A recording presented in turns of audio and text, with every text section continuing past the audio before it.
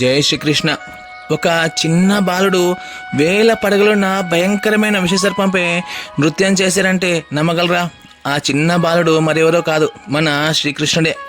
ఈ లీలలో దాగి ఉన్న రహస్యం చివరి వరకు తప్పకుండా చూడండి.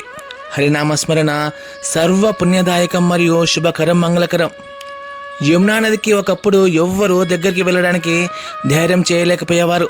ఎందుకంటే ఆ నదిలో కాళీయుడనే విషసర్పం నివసించేవాడు. అతని విషం వల్ల నీరు, చెట్లు, పక్షులు, జంతువులు అన్నీ నాశనమయ్యేవి. ఒకరోజు గోపబాలులతో కలిసి ఆడుకుంటున్న శ్రీకృష్ణుడు ఈ విషయాన్ని గమనించాడు. గోపులు కూడా ఆ విషజలాన్ని త్రాగి కష్టపడటం చూసి భక్తులను రక్షించాలనే సంకల్పంతో శ్రీకృష్ణుడు యమునా నదిని తీరంలోని కదంబ వృక్షం మీదకు ఎక్కాడు. అక్కడి నుంచి ఎలాంటి భయము లేకుండా నేరుగా యమునా నదిలోకి దూకాడు.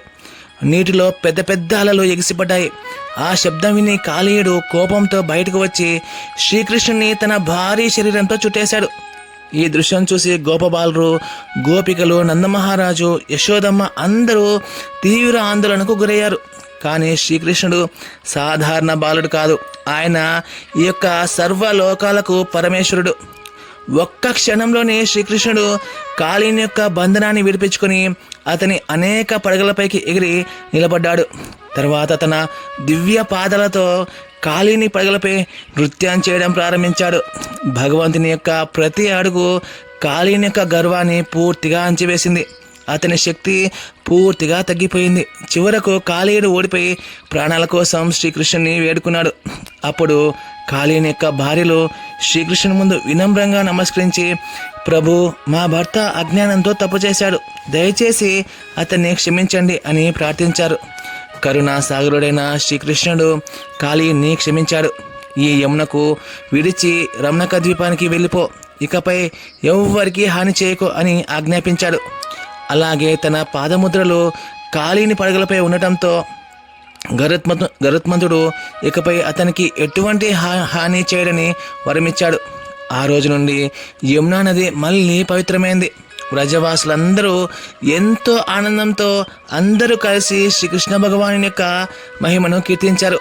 ఈ లీల మనకు ఏం నేర్పుతుందంటే, మన హృదయంలో ఉన్న గర్వం, అసూయ, కోపం, అహంకారం అనే కాళీయ సర్పాలు భగవంతుని యొక్క నామస్మరణ వలనే పూర్తిగా తొలగిపోతాయని. మనం కూడా వినమ్రంగా శ్రీకృష్ణుని యొక్క శరణు ఆశ్రయిస్తే ఆయన మన జీవితాన్ని కూడా పవిత్రం చేసి మనకు ఆనందమయమైన జీవితాన్ని ఇస్తాడు. ఇలాంటి మరెన్నో శ్రీకృష్ణ యొక్క లీలలు వినాలనుకుంటే దయచేసి నరసింహకృష్ణ తెలుగుముక్తి ఛానల్ని సబ్స్క్రైబ్ చేయండి. ఈ అద్భుతమైన శ్రీకృష్ణ యొక్క లీలలను మీ పిల్లలకు ఖచ్చితంగా వినిపించండి. చిన్నతనం నుండి వారికి భగవంతుని పట్ల భక్తిని అలవాటు చేయండి. కేవలం ఇది మాత్రమే వారికి సంపూర్ణమైన రక్షణను ఇస్తుంది. హరినామస్మరణ సర్వ పుణ్యదాయకం మరియు శుభకరం, మంగళకరం. జై శ్రీకృష్ణ. Please subscribe. ధన్యవాదాలు. రేపటి రోజున మనం గోవర్ధనగిరి అనే అద్భుతమైన లీల గురించి తెలుసుకుందాం. ధన్యవాదాలు.